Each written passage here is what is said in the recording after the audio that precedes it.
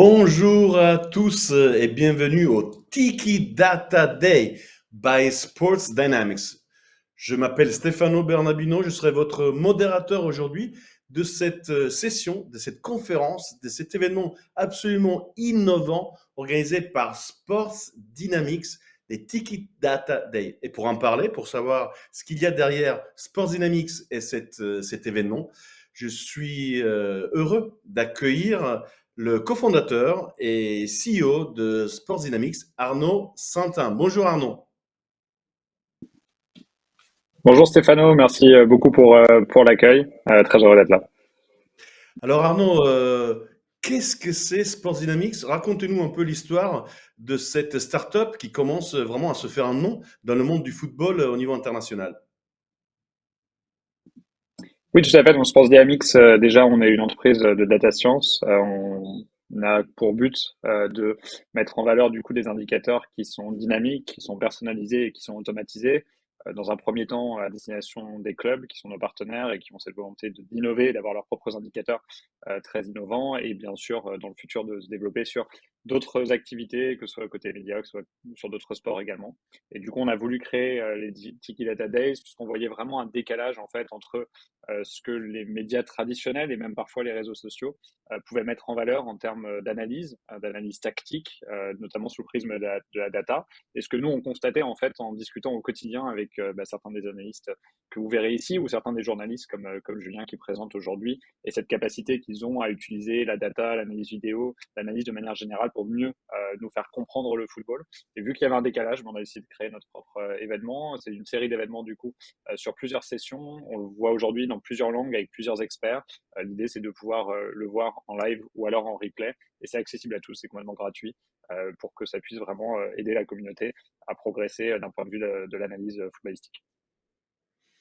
En effet, Arnaud, et d'ailleurs, nous sommes à la deuxième session, ou plutôt la deuxième mi-temps de la première édition des Tiki Data Days, parce que ce matin, plus tôt, nous avons eu la première en langue anglaise avec une audience internationale animée par Timo Gross, le data analyst d'Offenheim. Très intéressant, session absolument intéressante d'ailleurs qui a redécouvert un replay sur le compte LinkedIn de Sports Dynamics. Et nous voici à cette deuxième mi-temps. Donc, Tiki Data Day, ça se passe comment? C'est effectivement des mi-temps de 45 minutes dans lesquels il y a un animateur qui va présenter une thématique, un vidéo analyste d'un club ou un journaliste, comme ça va être le cas pour cette deuxième mi-temps, et un panel d'experts, de professionnels de l'analyse et de la data dans des clubs en France et en Europe pour débattre et échanger sur ces thématiques. Donc sans transition, je suis heureux de vous présenter celui qui va animer la deuxième session, cette deuxième mi-temps en langue française, Julien Momont, journaliste, écrivain, un grand spécialiste expert du monde de la data, du football et de la tactique. Julien, tout d'abord, j'ai envie de vous demander d'où vient cette passion pour la tactique dans le football. Bonjour Stéphano, merci pour l'accueil. Moi j'ai joué au foot depuis que je suis tout petit et je suis un grand curieux, donc au fil des années, j'ai cherché à comprendre un peu mieux ce qui se passait sur le terrain. Alors c'est un processus d'apprentissage permanent. Je me suis un peu formé seul, mais dire qu'on s'est formé seul, c'est un petit peu faux parce que j'ai beaucoup lu, regardé beaucoup de matchs, j'ai échangé avec beaucoup de monde, certains analystes notamment aussi qui seront avec nous tout à l'heure, pour continuer à apprendre finalement de ce point de vue encore extérieur pour l'instant de journaliste.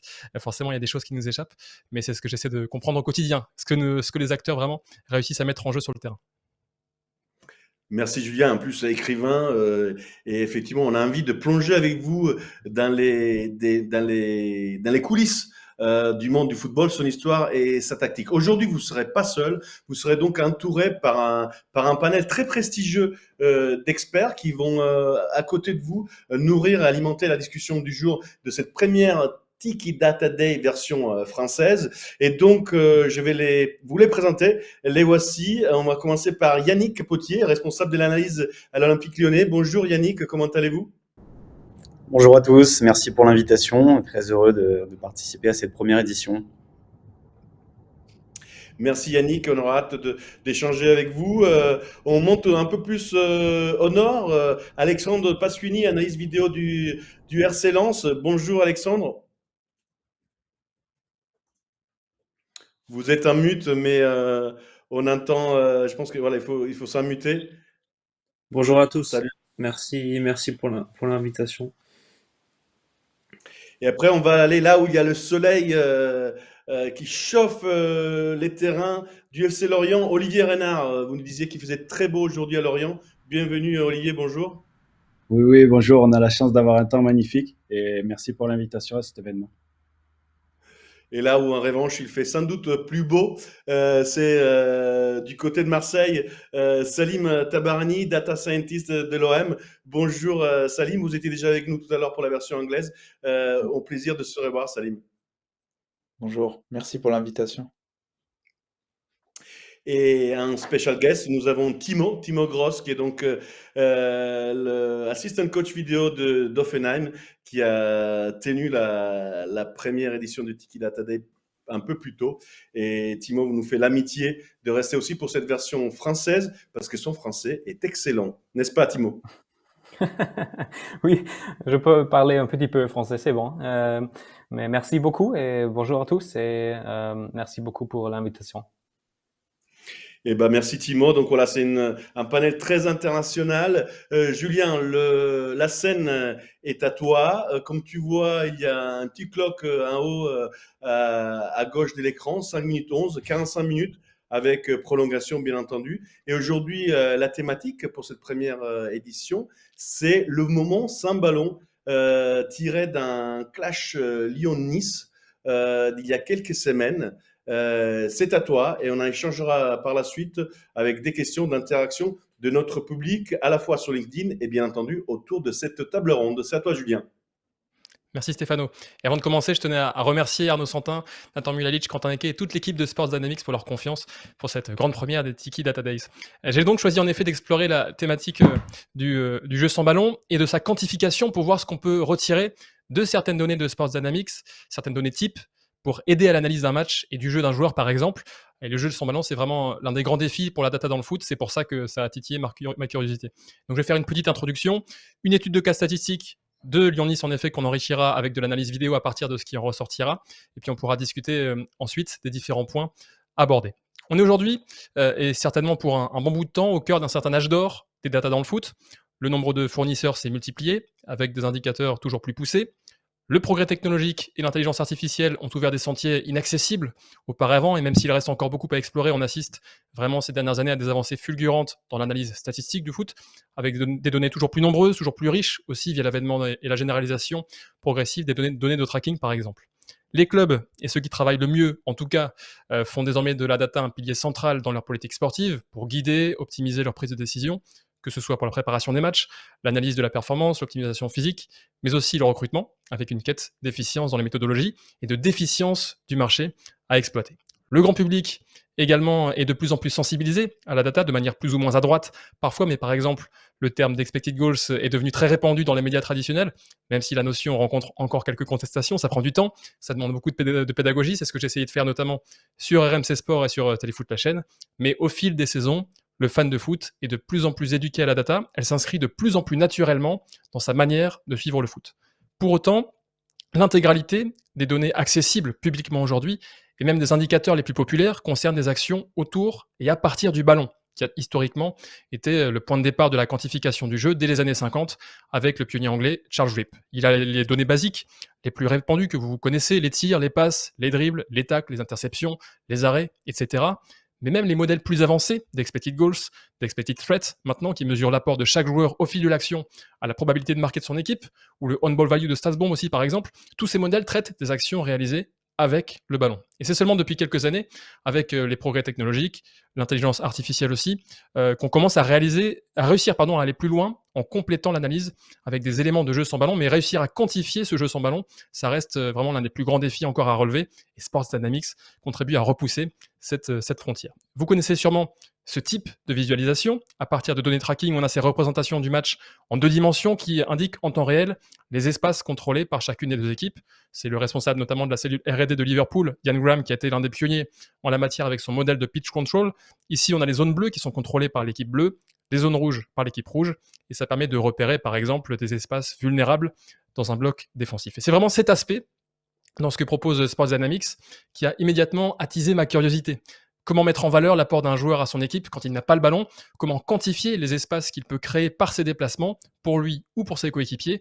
Et puis comment quantifier aussi la déstabilisation causée par ses courses, même quand ses partenaires ne l'exploitent pas forcément avec le ballon. Et on le disait donc, pour explorer cette thématique, on va s'appuyer sur le choc de Ligue 1 entre l'Olympique Lyonnais et l'OGC Nice, du 12 février dernier, avec une victoire 2-0 de l'OL, Moussa Dembélé et Karl Toko Ekambi qui avaient marqué, et le jeu collectif lyonnais avait été vanté ce jour-là. On va voir si ça se retrouve dans certains indicateurs, dans le jeu sans ballon, dans les espaces qui ont pu être ouverts par les deux équipes. Les statistiques de base du match, d'abord, issues de l'application FootMob, elles disent beaucoup de la supériorité de l'OL dans le match, 2,71 expected goals à 0,06, un seul tir niçois contre 12 lyonnais. On a donc une grosse domination de Lyon avec 60% de possession aussi. Bref, c'était un match plein côté OL sur ce jour-là. Reste donc à savoir ce qu'il s'est passé sans ballon, avec deux questions comme point de départ de notre exploration. Quelle équipe a su créer le plus d'espace dans différentes zones décisives, que l'on définira ensuite, et quels joueurs ont créé et exploité ces différents espaces, et quels joueurs se sont vraiment mis en valeur dans ce jeu sans ballon que l'on cherche à quantifier. Et je me suis focalisé sur 3 types d'indicateurs, 3 types d'espaces dynamiques principaux définis par Sport Dynamics. Les espaces entre les lignes, dans le dos des milieux de terrain par exemple, les espaces dans le dos de la défense, donc dans la profondeur, et puis les espaces dans ce que Sport Dynamics appelle la zone de danger, dans l'axe jusqu'à 20 mètres du but environ, qui représente la zone où le plus de buts sont marqués et où les expected goals sont les plus élevés. Et tous ces espaces en fait sont repérés automatiquement par Sport Dynamics, et on peut jouer avec différentes jauges pour ajuster aussi la manière dont ils sont décomptés, l'air par exemple en mètres carrés, ou le temps d'avance du joueur dans cet espace sur l'adversaire le plus proche. Dans cette étude, on a délimité aussi à chaque fois, donc, en fonction de ces jauges, des espaces faibles, moyens ou importants, donc ajouter une notion qualitative aussi à cette mesure des espaces, et à chaque fois, donc, ils sont comptabilisés par le modèle de Sport Dynamics en fonction des curseurs que l'on a placés. Premier constat donc sur ce match, en valeur absolue, l'Olympique Lyonnais a créé beaucoup plus d'espace dans chacune des 3 zones que son adversaire, 236 à 162 au total. Dans le détail, on a 120 à 101 pour Lyon entre les lignes, 72 à 43 dans le dos de la défense, donc dans la profondeur, 44 à 18 dans la zone de danger. Mais comme l'OL a eu 60% de possession de balle, ajustons ces chiffres par rapport à cette possession pour voir quelle équipe a été la plus efficace sur ces temps avec le ballon pour générer beaucoup d'espace. Verdict, Nice a été un peu plus productif dans les espaces, notamment entre les lignes, 126 à 100, mais Lyon domine dans la zone de danger et dans le dos de la défense adverse, qui sont a priori les espaces les plus dangereux et les plus productifs si on veut réussir à marquer ensuite. Et puis ça peut être aussi intéressant de réfléchir à l'impact de la physionomie du match sur ces données. Est-ce que le fait d'avoir une possession haute côté OL et surtout des situations de transition à jouer côté niçois a pu influer sur le type d'espace naturellement généré? Est-ce que c'est le contexte de jeu en fait qui fait apparaître naturellement certains espaces, ou est-ce qu'il y a une véritable stratégie tactique derrière ces choses-là? Et sûrement un petit peu des deux. C'est ce qu'on verra notamment en vidéo. Mais avantage OL donc à la fois en volume sur les valeurs absolues du match et en qualité. Et malgré ces espaces ouverts entre les lignes, Nice, on l'a vu, n'a généré que 0,06 expected goals, les Aiglons qui n'ont pas su être dangereux à partir de ces espaces. Et Sport Dynamics a une intégration avec SportsCall, le logiciel qu'utilisent pratiquement, je crois, tous les analystes, en tout cas en club, qui permet donc, ça permet donc en fait cette intégration d'avoir accès facilement aux séquences de jeu qui sont liées aux données repérées. Donc si on repère un espace qui s'est ouvert, on peut très facilement y avoir accès, et donc c'est très pratique pour vite retrouver les actions. Un peu de vidéo justement, pour voir qu'au visionnage, alors voilà, une vidéo. Au visionnage, on voit notamment au niveau des espaces ouverts dans le dos côté lyonnais, qui ont été si déterminants, un plan très précis pour attaquer l'espace dans le dos des latéraux niçois, avec notamment des mécanismes d'aspiration des excentrés niçois pour plonger dans l'espace ouvert. On va le voir ici, avec Toko Ekambi qui va aspirer Danny Luc, et là c'est Paqueta qui va plonger. L'action qui va se poursuivre côté gauche, côté lyonnais. On n'a pas réussi à progresser cette fois-ci, on va repartir. Ensuite Toko Ekambi, Emerson ici. C'est Paqueta cette fois-ci qui aspire Danny Luc et Toko Ekambi qui plonge dans le dos du latéral niçois. C'est vraiment une action, une séquence qui s'est répétée sous différentes formes tout au long du match. Finalement, on voit ici d'ailleurs une position basse du latéral lyonnais Emerson qui vient aspirer Kluivert et Toko Ekambi qui décroche aussi pour aspirer Danny Luc. Et cette fois, c'est Paqueta encore une fois qui plonge dans le dos. Et on voit cette situation d'ailleurs avec la visualisation 2D. On voit l'espace qui va s'ouvrir dans le dos de Danny Luc avec ce mouvement coordonné, le décrochage de Toko Ekambi, le numéro 7 bleu. Le 5 rouge, c'était Danny Luc, le latéral, et Paqueta, le numéro 10, bleu lyonnais, qui s'est projeté dans cet espace. Alors, ça n'a pas toujours débouché évidemment sur des occasions, mais on voit encore une fois, ici Emerson en position basse, Toko Ekambi en appui qui aspire Danny Luc, Kluivert qui a lâché Emerson qui a poursuivi. Et cette fois-ci, ça permet facilement à l'OL de se projeter dans la surface. Donc c'est intéressant finalement ce va-et-vient. En fait, on a repéré dans les datas que Lyon a su créer des espaces dans la profondeur. Et comment on voit maintenant comment ils sont créés, notamment donc sur ses côtés, avec encore une fois ici Dubois latéral droit en position basse. Ça aspire Thuram, on aspire aussi Barre avec le décrochage de Fèvre qui ensuite a plongé dans le dos, qui avait repéré cet espace. On a donc vraiment ce plan de jeu qui était extrêmement intéressant à ce niveau-là. Et à partir des chiffres, on peut aller encore plus loin en ajoutant une notion qualitative, donc liée à la grandeur des espaces créés, c'est ce qu'on disait. Et on voit en termes de proportion, là on a les espaces faibles, moyens et importants en vert. On voit que certes Nice est battu dans les 3 dimensions d'espace, faible, moyen, important, mais que le ratio est plus proche sur les espaces importants. Nice a été moins dominé en termes de création d'espaces importants que dans les autres domaines. Alors là aussi, on peut compléter ça avec l'analyse des images et la réflexion sur la configuration du jeu. Est-ce que le fait que Nice ait beaucoup joué en transition leur a permis d'avoir peut-être des espaces plus importants à exploiter dans cette rencontre face à l'Olympique Lyonnais? Voilà, c'est l'impact finalement du scénario du match sur ces données.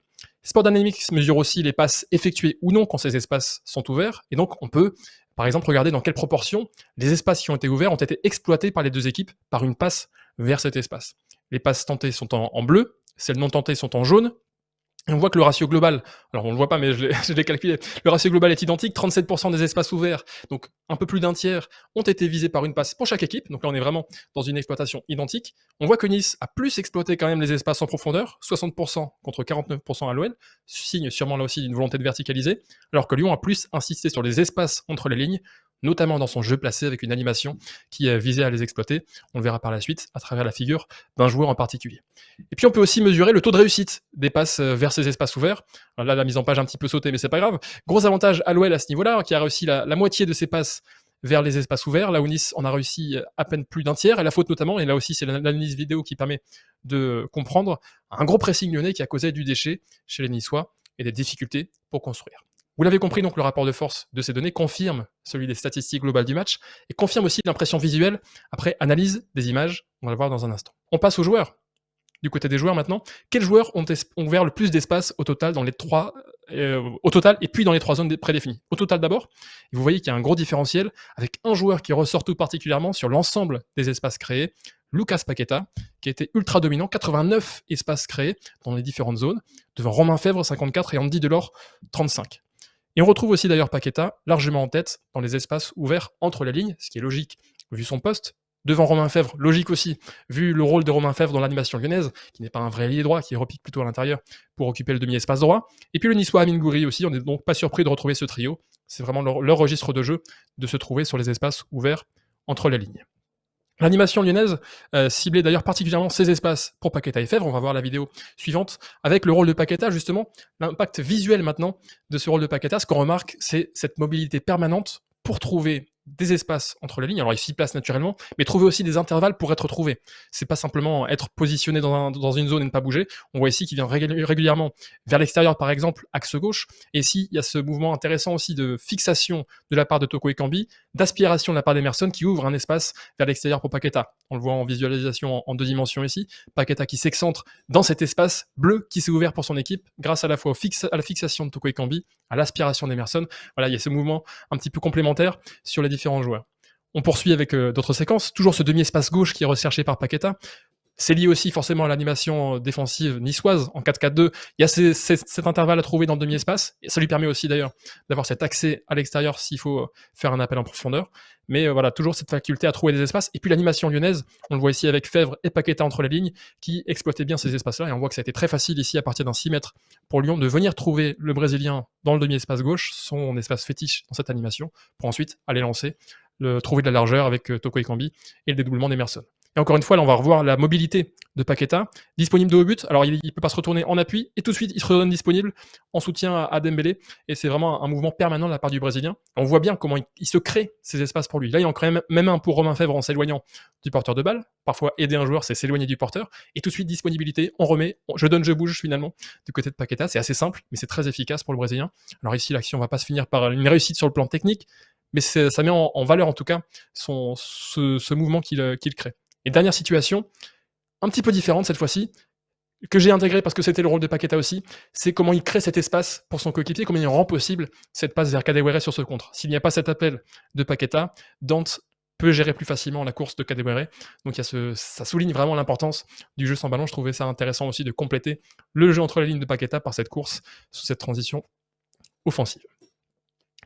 Les espaces en profondeur maintenant, sans surprise, là c'est Karl Toko Ekambi qui a ouvert le plus d'espace dans le dos de la défense niçoise, et c'est son rôle principal dans l'animation lyonnaise, que ce soit sur la largeur à gauche ou au côté de Moussa Dembélé. Confirmation en image là aussi, on va pouvoir voir la vidéo, avec ce double registre en effet, à la fois sur la largeur et sur l'aile gauche pour Karl Toko Ekambi. On va le retrouver ici. Cette possibilité de trouver des appuis intérieurs sur Paqueta, ici le Passeva qui est particulièrement redoutable, qui lui donne un avantage dynamique face à Danny Hug pour percuter dans le couloir.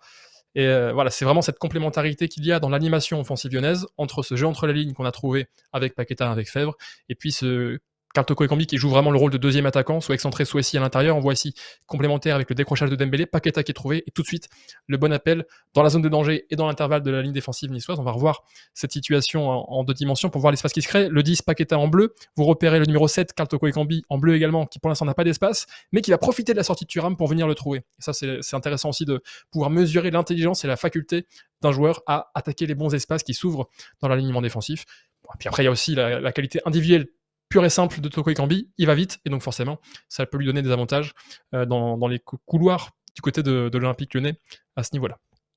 Et puis dans le 3e espace, la zone de danger, on retrouve encore Lucas Paqueta et Romain Fèvre qui ont su ouvrir des espaces près du but adverse, mais aussi l'attaquant niçois, Andy Delors. Et donc pour varier un petit peu, pour montrer un petit peu du niçois, une petite action d'Andy Delors qui a retenu mon attention, qui illustre d'ailleurs son intelligence de déplacement là aussi, pour trouver de l'espace dans la surface adverse. On est sur une situation d'attaque rapide, même si à l'origine je crois pas que ce soit une paire de balles lyonnaises, je crois que c'est plus une sortie de balle niçoise, mais ça crée une situation d'attaque rapide pratiquement. Et Delors va plutôt s'éloigner du ballon, pour ouvrir en plus un espace à son coéquipier, que s'en rapprocher, un petit peu comme le faisait Cavani. Je crois que c'est une vidéo d'Alexandre Pasquini que l'on entendra tout à l'heure sur YouTube qui expliquait très bien les déplacements de Cavani pour s'éloigner du ballon. C'est un peu ce que fait Delors aussi pour venir trouver un espace, dominer un espace au 2e poteau.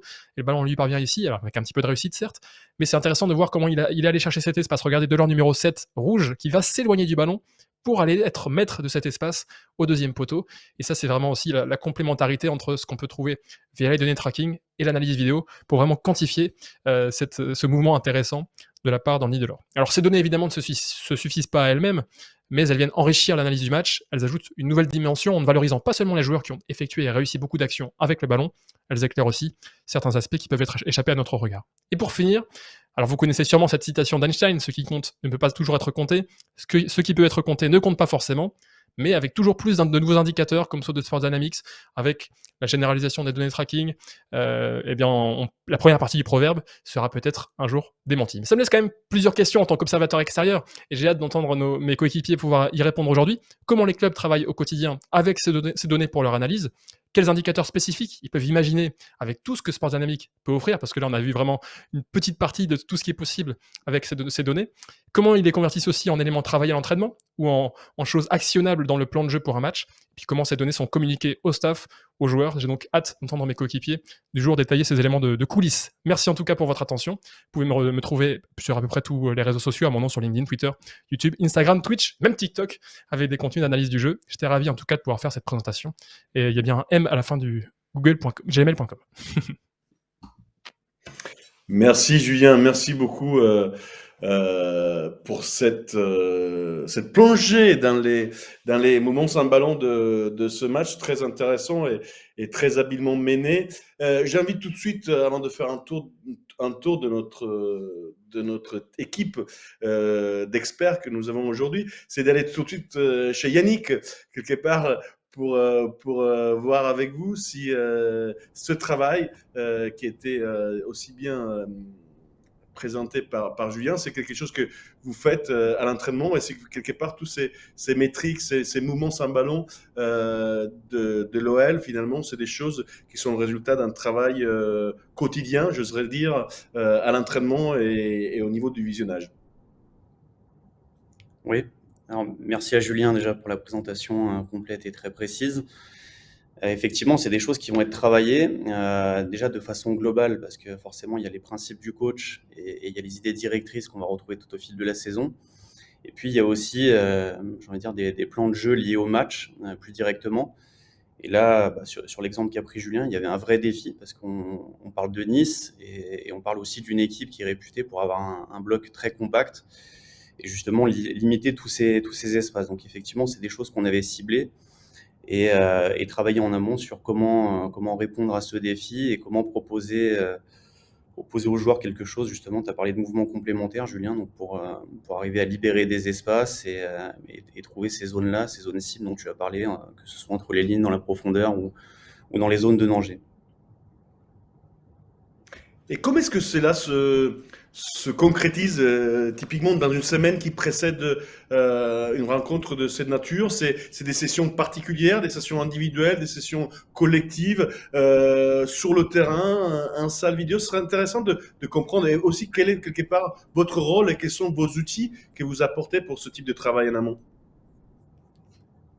Eh ben, il va y avoir effectivement différentes étapes. La première, ça va être la collecte des données, comme a pu le faire Julien, d'avoir une phase d'observation, d'avoir une phase d'étude de l'adversaire, d'aller chercher je veux dire, des forces qu'il va falloir contrer, des faiblesses qu'il va falloir exploiter, de faire une synthèse de tout ça et finalement de présenter quelque chose au coach, au staff et décider d'un plan de jeu ensemble. Donc ça va être la première étape dans l'analyse et dans la transmission des données. On va avoir une deuxième phase, donc plus directement avec le staff et le coach. On va étudier et prendre des décisions ensemble. Et puis la troisième phase, forcément, ça va être la transmission des infos aux joueurs. Et là, on peut la décliner aussi en plusieurs étapes. Ça peut être de façon collective et ça peut être aussi de façon individuelle. On va avoir des séances avec l'ensemble du groupe où on va présenter l'adversaire, on va présenter certains objectifs et puis on va aussi intervenir de façon un petit peu plus individualisée sur des phases plus précises, sur des micro-plans plus précis avec les joueurs et où on va aussi être amené à l'appliquer sur le terrain. Et puis, comme vous le savez aussi, maintenant, toutes les séances d'entraînement sont filmées. Donc, on va pouvoir aussi réétudier ce qui a été fait, ce qui a été mis en place. Est-ce que ça marche? Est-ce que ça redemande des ajustements sur le plan de jeu qui va être proposé le week-end? Donc, on va aussi, je dirais, dans les dernières réunions avant le match, ajuster un petit peu ce qui a été proposé aux joueurs. Et on imagine la satisfaction aussi pour vous du point de vue personnel, Yannick, parce que je pense qu'un résultat aussi positif suite à ce travail doit être aussi une source de satisfaction toute particulière, comme Timo ce matin nous appelait le outcome du match. Olivier, ce serait intéressant aussi de votre côté, c'est Lorient, comprendre comment est-ce que ces notions d'espace défensif et offensif sont travaillées et comment sont des sujets importants dans le cadre de votre style de jeu, de votre travail tactique. D'accord. Tout d'abord, merci Julien pour la présentation. C'était top et très intéressant. Et ça m'a remémoré la préparation du match contre Lyon où on avait regardé toutes ces séquences-là et c'est vrai qu'on en a retrouvé beaucoup dans ce qu'on a montré aux joueurs dans la préparation du match. Et après, nous, c'est vrai que depuis qu'on travaille avec Sport Dynamics, on a beaucoup travaillé sur la création d'espace, sur l'utilisation d'espace, sur comment générer de l'espace, comment libérer les joueurs. Et donc, c'est vrai qu'avec le travail de Sport Dynamics et leur rapport, que ce soit sur leur rapport statistique qu'on complète avec ceux de notre data analyst François Tonnerre, c'est vrai qu'on est beaucoup dans cette recherche d'espace pour pouvoir libérer nos joueurs derrière les lignes ou alors maîtriser les espaces qu'on peut attaquer avec nos joueurs de vitesse, parce que c'est aussi une de nos qualités avec le profil de nos attaquants. Donc c'est vrai que pareil, donc on utilise un petit peu comme Yannick à Lyon, beaucoup les données, énormément les données, et puis après on fait des montages vidéo où on isole des séquences de nos matchs, on isole des séquences de l'adversaire pour savoir quels espaces attaquer. Et après, on travaille beaucoup à l'entraînement.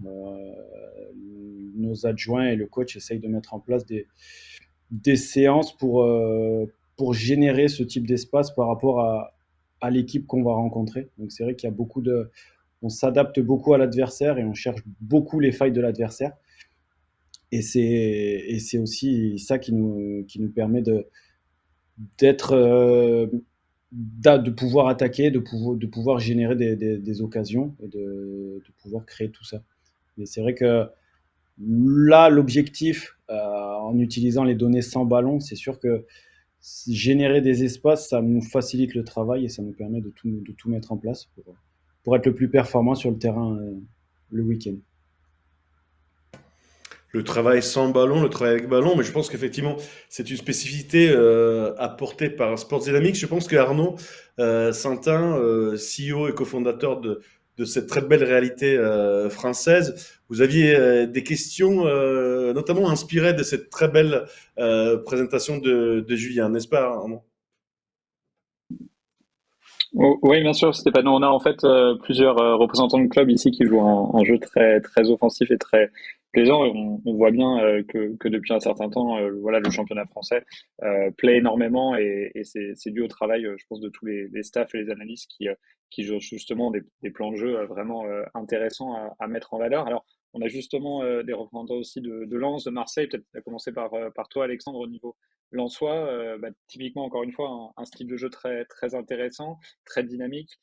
Comment est-ce qu'on arrive en fait à trouver le juste milieu entre de votre côté la création d'espace et du jeu sans ballon offensif et tout de même réussir à ne pas trop libérer d'espace d'un point de vue défensif? Comment est-ce que de votre côté vous arrivez à trouver un peu le juste milieu pour voilà, aller dans le sens de votre jeu offensif, mais en même temps de vraiment transmettre aux joueurs l'idée de ne pas libérer trop d'espace au niveau défensif et de ne pas trop, notamment en transition, ou faire contrer, etc.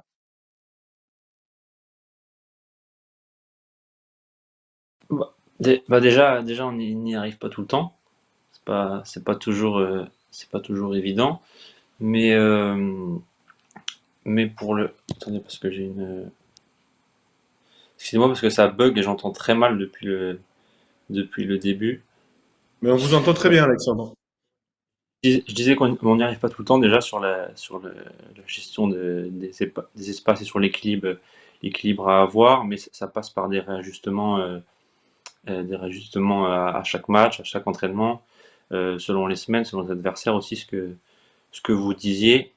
Et puis voilà, ça passe aussi par ce genre d'indicateurs qui nous donne des fortes tendances selon les matchs, selon les espaces qu'on a plus laissés. Souvent avec le temps, il y a des espaces qu'on laisse de plus en plus parce qu'on prend des habitudes des fois mauvaises, où on se jette un peu plus, on se livre un peu plus en se projetant des fois trop. Donc on réajuste ça avec justement ces retours d'après-match, que ce soit vidéo, que ça soit data, et ce genre de données sont très intéressantes pour ça parce que c'est des choses qu'on ne peut pas forcément quantifier et là qui nous permettent de quantifier les, les, ce qu'on peut ressentir sur le match ou sur le post-match. Merci Alexandre. Et Salim, j'étais curieux, parce que je trouve très intéressant, d'ailleurs c'est le concept même de cette Tiki Data Days, de vous réunir, vous, grands spécialistes et experts du monde de la data, du football et de la performance finalement pour vos clubs. Voilà. Est-ce que vous avez entre vous des moments d'échange sur des thématiques spécifiques? Et si oui, qu'est-ce que vous apportez les uns avec les autres dans ces domaines aussi unique et qui est la data performance dans le football? Euh, C'est-à-dire entre les différents clubs Oui, voilà, ou entre à vous, entre l'intérieur du différents club clubs, même? entre vous, entre... Ouais, ouais. Bah, en tout cas, moi, je peux parler à l'intérieur du club même. Donc, là où je travaille, donc, il y a un gros échange avec mes collègues analyse vidéo. Parce que justement, notamment, sur l'aspect du jeu avec ballon, il y a un gros travail d'analyse vidéo qui est fait. Et je parle dans notre cas particulier, justement notamment par rapport au début de saison. Il y a notamment un gros focus qui a été fait sur l'aspect défensif, donc tout ce qui était niveau transition défensif. Donc la plupart des métriques qui étaient demandées concernaient cet aspect du jeu-là. Je peux donner un exemple. C'était le nombre de secondes que mettait chacun des joueurs pour se replacer après une transition défensive, le nombre de secondes que mettait l'équipe pour former la ligne de 4 ou la ligne de 5 défensive. Après, apporter plus de contexte sur tout ce qui était données physiques, au lieu de regarder les courses et les courses à haute intensité durant tout le match, on regardait plutôt les courses à haute intensité en transition défensive. Donc ça permettait de corriger cet aspect de jeu-là. Et je pense que ça se voit en fait en termes de résultats et façon de jouer de l'équipe que c'était plutôt par phase durant la saison. Donc il y avait une phase où on souffrait énormément en transition défensive. Après, ça allait beaucoup mieux. Donc en fait, c'est plus par correction qu'on procède. Merci Salim. Effectivement, c'est tout un travail d'équipe, hein. Une équipe, presque une équipe dans l'équipe. Tout comme chez Sports Dynamics. Arnaud, je pense que vous aviez une autre question, un lien avec cet échange. Oui, tout à fait. Je voulais demander à Timo, du coup, on parle, bon, enfin, on est dans une séquence plutôt française. C'est intéressant d'avoir justement le point de vue d'un entraîneur adjoint et analyste allemand. Vous avez, Timo, eu plusieurs joueurs qui sont arrivés du championnat français, notamment Jorginho Rutter qui est arrivé du Stade Rennais, qui a beaucoup progressé au Offenheim et qui fait beaucoup parler de lui en ce moment. Est-ce qu'il y a des choses au niveau justement des joueurs français que vous accueillez, notamment sur le jeu sans ballon, sur les thématiques dont on parle aujourd'hui, sur lequel vous voyez vraiment des spécificités des joueurs qui viennent des centres de formation français, ou est-ce qu'il y a des choses au contraire que vous devez beaucoup travailler quand ils arrivent? Si on prend l'exemple par exemple de ce qu'on appelle Georgie à Offenheim, voilà, quelles étaient les choses que vous avez reconnues au niveau de la formation française où il était déjà très bien formé et d'autres où il pouvait plus progresser, et notamment parce que je crois savoir que vous avez beaucoup travaillé avec lui sur son jeu sans ballon et sur sa capacité à créer des espaces et à bien se positionner, et à bien communiquer avec ses coéquipiers. Oui, merci. D'abord, merci au Julien pour la présentation. Je crois que pour moi, c'est la première fois de travailler avec un jeune joueur de la France. C'est pourquoi c'est nouveau. Je crois que ça dépend aux joueurs. Mais je crois qu'il est très jeune, mais il est c'est très intéressant pour lui d'apprendre. Et nous avons déjà discuté de l'espace qui sont là pour lui, mais il doit faire les cours pour avoir une bonne position. Et je crois que il apprend tous les matchs. Et après les matchs, je parle avec lui de vidéos, aussi de la data pour voir les espaces qui sont là et pour faire les cours pour lui. Parce que je crois que ce n'est pas seulement si c'est un joueur de la France, si c'est un joueur d'Allemagne, ce sont tous les jeunes joueurs qui ont vu sur le terrain, mais je veux qu'ils ont un plus grand vue sur les occasions et sur les moments. C'est pourquoi c'est un bon développement, mais c'est un long temps de avoir une situation qui vient pour lui qui est plus bon. Très clair, merci. Merci Et Timo. peut-être, oui, simplement peut-être on avait bien mis en avant dans la première conférence qui était vraiment focus sur les centres et notamment sur David Rome, le centreur phare d'Offenheim.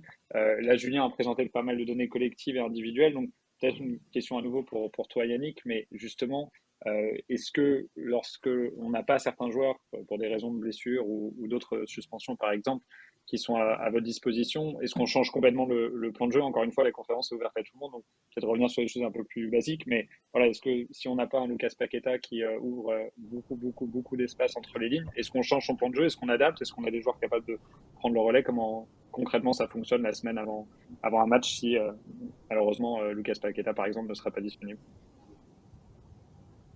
Oui, c'est une bonne question. Effectivement, il y a plusieurs réponses. Souvent, c'est le coach qui va la donner. Enfin, c'est toujours le coach qui va avoir le choix. Je dirais que nous, on va lui présenter les éléments comme a pu le faire Julien, comme on l'a dit tout à l'heure. Et forcément, il va falloir s'adapter. Nous, c'est un choix qu'on a été amené à faire, notamment parce qu'on a perdu beaucoup de joueurs liés à des blessures ou au départ à la CAN cet hiver. On a changé le système. Donc effectivement, c'est des questions à se poser. Et je dirais qu'après, ce que j'ai apprécié dans la présentation de Julien, c'est qu'il n'a pas oublié aussi l'aspect individuel. On parle souvent de parties collectives dans l'analyse vidéo, etc. Et là, tu poses une question un petit peu plus orientée sur l'aspect individuel. Et on l'a vu ressortir à travers l'analyse de Julien. Et je dirais que selon certaines absences, oui, effectivement, on va parfois chercher des réponses un petit peu un peu plus adaptées au profil des joueurs qui vont être présents. On a beaucoup parlé de Paqueta. Ce que je trouve intéressant aussi qu'on va ressortir dans ce type d'analyse et grâce aux données Sport Dynamics, ça va être parfois la donnée du troisième homme. On parlait de Nice, d'un bloc très compact, avec peu d'espace entre les lignes. Est-ce qu'on peut l'exploiter dans une première intention? Pas toujours. Est-ce qu'on peut le retrouver avec un joueur dans une position de troisième homme un petit peu plus tard parfois? Donc on va essayer aussi de créer ce type de situation. Et puis, il y a l'aspect qu'on a un petit peu moins évoqué aussi, qui est l'aspect défensif. Là, en l'occurrence, chez Nice, pour que nous, on se mette en place. Julien l'a bien fait ressortir, effectivement, pour faire sortir, pour attirer je dirais, les latéraux adverses. Et c'est vrai que c'est un point qui est intéressant parce que quand on se penche sur l'aspect collectif, on va cibler quelques points. Quand on se penche sur l'aspect individuel, on va peut-être le voir autrement. Et je dirais que dans ce match-là, il y avait effectivement peut-être une idée de temps en temps de faire sortir les latéraux et qui n'était pas toujours bien compensée par leurs défenseurs centraux, que ce soit par les positions ou aussi par le profil individuel, là, parce qu'il y avait peut-être un joueur comme Dante qui a un petit peu moins de vitesse et où là, d'un point de vue individuel, en réfléchissant par rapport ou à nos joueurs ou à l'adversaire, on va avoir l'idée d'exploiter un petit peu plus ces espaces. Ouais, donc forcément, c'est quelque chose qui est pris en compte et qui peut changer un petit peu notre vision des choses. Merci Yannick. Je voulais renvoyer la balle à Julien. Effectivement, merci pour l'excellente présentation. S'il fallait trouver un domaine data sur lequel vous croyez il y a plus de potentiel à travailler, justement avec ce focus un peu plus sur le championnat de France, ça serait lequel, à votre avis, un domaine qui reste un peu inexploré et qui en même temps peut avoir effectivement beaucoup de potentiel, un clé de performance? Je pense qu'il y a pas mal de choses. Alors, il y a des modèles qui se développent en ce moment pour, essayer d'y répondre, mais surtout ce qui y est, justement, enrichir les données tracking. C'est-à-dire que, alors dans les données Sport Dynamics, il y a le mouvement, il y a des dynamiques et cetera. Mais après, il y a d'autres choses qui entrent en jeu. Par exemple, tout ce qui est posture du joueur au moment où il va recevoir le ballon, sur des orientations. Donc là, je crois qu'il y a des équipes qui bossent là-dessus, notamment au Barça, sur, réussir à dessiner en quelque sorte un squelette de chaque joueur à chaque instant du jeu pour, voir s'il a une orientation optimale au moment où il reçoit le ballon. Puis après, il y a aussi, éventuellement d'autres choses, qui sont presque du registre mental, presque, qui sont au niveau de la data encore assez inexplorées. C'est tellement difficile à quantifier parce que c'est des choses qui sont souvent très diffuses. Mais est-ce qu'un jour on arrivera à amener des choses aussi sur le plan de la préparation mentale, par exemple, d'une équipe via la data? Mais après, voilà, pour revenir sur la thématique principale, je pense que sur le jeu sans ballon, on a encore plein de choses à explorer. Alors en tout cas, pour le grand public qui n'est pas totalement conscient non plus de tout ce qui peut se jouer dans les clubs, ça semble être, en tout cas, de mon regard, on semble être encore au tout début de ce processus-là. Sûrement que dans les clubs, ça va très loin et que ça bosse vraiment sur des choses qu'on ne soupçonne même pas. Mais voilà, j'ai hâte de voir comment ça va évoluer sur les 5 prochaines années avec tout ce que j'ai mentionné dans la présentation, voilà, cette émulation qui est en ce moment aussi pour toujours essayer d'aller plus loin pour enrichir les données et puis rester simplement aux statistiques basiques de tirs, de possession, etc. Ouais, je pense là-dessus, c'est intéressant, peut-être Timo, avec votre expérience Offenheim. Comment est-ce que justement ça se construit, ce travail d'équipe avec Sports Dynamics? D'où ça vient la demande, la nécessité, le besoin d'approfondir, d'explorer, parfois de comprendre même. Voilà, comment est-ce que ça fonctionne finalement, ce travail d'équipe et de collaboration pour disséquer une thématique particulière avec les métriques de Sports Dynamics? Oui, je crois que c'est grand. C'est un long temps de développement parce que nous avons besoin de temps d'explorer tout ce que nous voulons savoir. Mais il y a des experts à Sport Dynamics et c'est pourquoi c'est bon d'échanger tout le temps. Et nous avons une bonne communication entre les deux sections, entre Hoffenheim et Sport Dynamics. Et c'est un grand long temps et c'est pourquoi on start. Le start était là et c'est pourquoi il y a des projets comme le Cross Project que j'ai déjà discuté, mais il y a beaucoup des autres trucs qui sont là, comme Julien déjà dit, et c'est pourquoi c'est nécessaire pour moi de avoir une situation quand tous les cofacteurs ensemble à une temps que je peux cherche quelque chose que je cherche souvent, mais je peux parler avec les entraîneurs directement. Et c'est le truc, parce que nous n'avons pas beaucoup de temps, les analystes. Tout le temps, nous sait que le coach dit quelque chose, qu'il faut être là. Et c'est pourquoi, pour moi, c'est nécessaire d'avoir la possibilité de avoir une question, mais immédiatement, j'ai le truc, c'est nécessaire pour d'abord l'entraîneur et après le joueur sur le terrain. Et je crois que c'est un process qui est très, très bien pour moi à fin, mais c'est un process très longtemps et un développement. Peut-être une question par rapport à ça. Vous êtes tous experts d'analyse vidéo, data. Vous avez des coachs assez différents. Donc, comment est-ce que, peut-être pour toi, Olivier, comment est-ce que justement, sur des coachs qui vont découvrir ça au fil de leur carrière, comment est-ce que ça se passe? Est-ce qu'ils réceptionnent bien ce côté vidéo, data? Est-ce qu'il y a un temps d'éducation? Voilà, comment est-ce qu'au quotidien, ça se passe avec le coach et son staff pour réussir à transmettre de l'information qui parfois va confirmer certaines impressions qu'ils ont et parfois au contraire à l'encontre de l'impression qu'ils ont eue sur le terrain et en post-match. Bah, c'est vrai que nous, on a la chance d'avoir un coach et un staff très ouverts et très pro vidéo et data.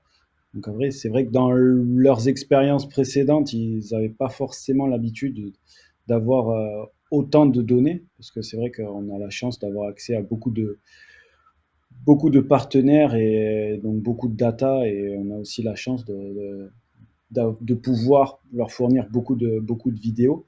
Donc c'est vrai qu'après, c'est c'est quelqu'un de très ouvert. Donc l'échange est quasiment permanent, que ce soit entre lui et le staff et nous. Donc tout est assez fluide, tout est assez facile. Et puis il suffit de lui expliquer les choses. Puis après, pour qu'il s'approprie les différents outils et les différents canaux de communication. Et après, c'est assez fluide. Ce qui lui convient, il va le prendre. Ce qui lui convient pas, ben, il va nous expliquer pourquoi ça lui convient pas. Et peut-être qu'on va le modifier pour que ça lui convienne et que ça soit dans sa vision, dans son projet de jeu, dans l'objectif de performance qu'on doit avoir. Mais du coup, c'est vrai que l'échange est assez fluide. Et c'est vrai que par le passé, j'ai connu des expériences aussi un petit peu plus compliquées avec des entraîneurs un peu plus obtus, on va dire.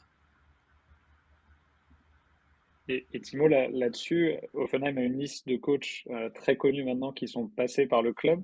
Est-ce que c'est justement à Offenheim les coachs qui doivent s'adapter à ce que vous faites au quotidien avec le directeur sportif et l'ensemble de la structure?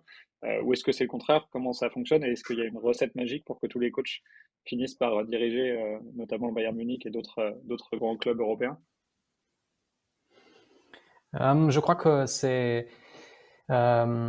au début, c'est l'expérience de tous les coachs, tous les entraîneurs, parce qu'avec cette expérience, on peut faire une structure, mais c'est la structure de le club. Et je crois que c'est nécessaire, parce que quand un autre entraîneur est ici, c'est difficile d'avoir un complète nouveau structure. C'est pourquoi pour nous, c'est nécessaire d'avoir un base pour une structure. Et après, il y a des expériences des autres entraîneurs. Et c'est pourquoi c'est un développement de la structure. Mais c'est pas échanger la structure tout le temps. C'est pourquoi avec cette direction, je crois que nous travaillons très bon. Parce que le team est là avec les data analystes, et nous ensemble avec l'idée de club avoir une structure. Et chaque entraîneur peut être ici, qui vient ici, doit demander quelque chose de nouveau, mais il aussi utiliser la structure qui est là. Et c'est pourquoi c'est un truc qui est bon à Offenheim, qu'il y a tout le temps quelque chose de nouveau, mais il y a une structure qui est là. Merci Timo, merci Arnaud. Je regarde la cloque, il est 47-45, donc on est en prolongation avant de se saluer et de se revoir prochainement. J'avais envie justement deuxième édition et de la prochaine édition de Tiki Data Day, de faire un petit tour de table pour voir éventuellement s'il y avait un sujet particulier. Hein. Aujourd'hui, Julien nous a présenté les mouvements sans ballon avec beaucoup d'intérêt. Est-ce qu'il y a un sujet particulier qui pourrait être intéressant pour vous à évoquer déjà dès maintenant en vue de la prochaine édition de Tiki Data Days? Ça peut être une façon de faire un lien, un fil rouge entre cette première et la prochaine édition. Un petit tour de table par rapport à ça, peut-être en commençant par Alexandre, une petite idée d'un sujet intéressant à approfondir en vue de la prochaine. Ouais, et j'en profite pour poser aussi la question, parce que j'ai une question, peut-être que vous allez pouvoir me répondre, notamment sur, en fait, quand on passe notre temps à juger un joueur ou même une équipe sur le moment où elle a la balle. D'ailleurs, c'est pour ça, je pense qu'on dit qu'une équipe joue bien au foot, c'est souvent quand elle a la balle, alors que jouer au foot, c'est défendre et attaquer. Et en fait, je me demande le temps, peut-être selon les postes, selon les équipes aussi, le temps qu'un joueur passe sur un terrain sans ballon. Je pense que c'est autour des 95%. Ça dépend, je pense, parce que je sais des postes ou des joueurs. Sûrement 95%. Et pourtant, on juge souvent les 5% du temps que le joueur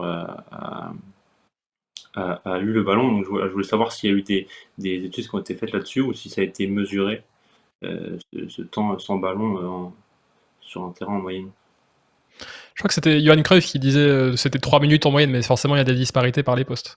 Et Cruyff disait aussi, comme Alexandre, que le plus important c'était ce que faisait un joueur les 87 minutes restantes.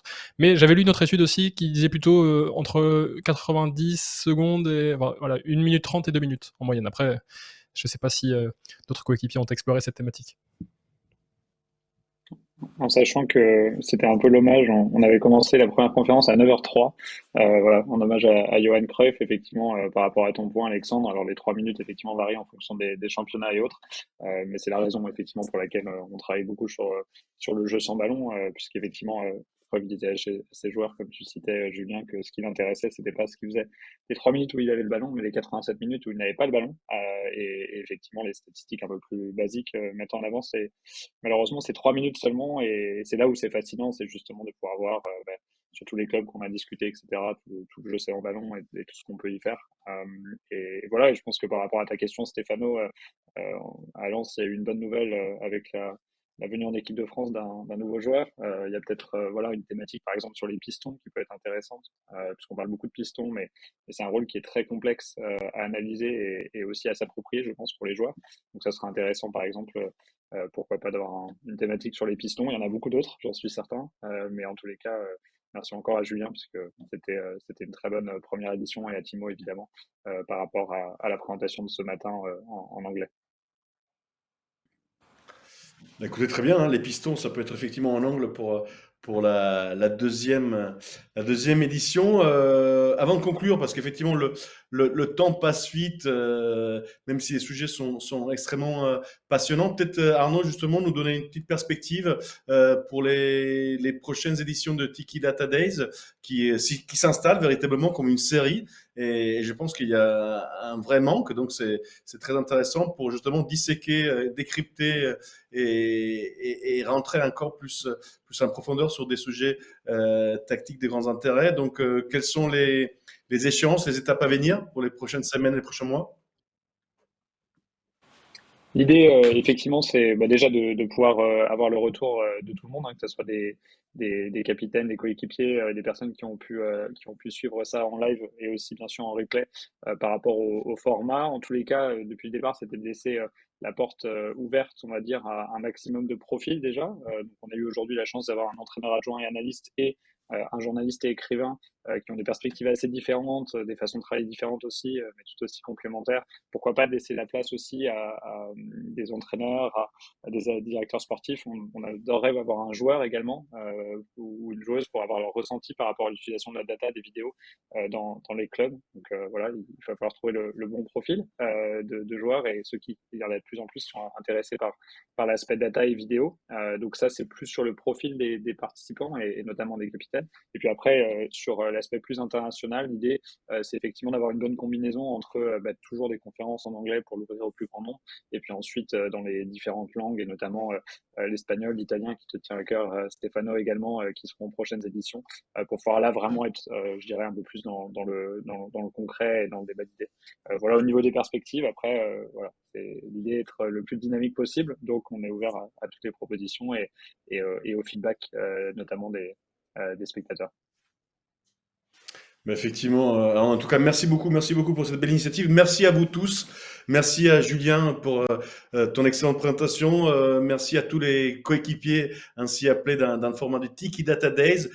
C'était la première. Effectivement, comme Arnaud disait, n'hésitez pas à nous faire votre retour pour faire progresser, pour améliorer, pour rendre encore plus interactive, intéressante cette série de rendez-vous. D'ici là, on vous souhaite bonne data, bon match surtout, et des très belles victoires. Et à très vite sur Tiki Data Day by Sports Dynamics. Ciao, ciao, merci.